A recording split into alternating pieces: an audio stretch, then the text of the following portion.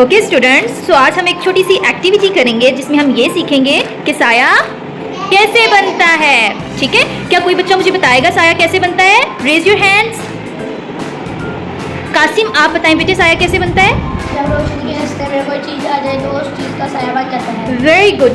Girls मुझे बताएंगी साया लंबा किस वक्त बनता है? Very good. बॉयज आप मुझे बताएं साया छोटा किस वक्त बनता है?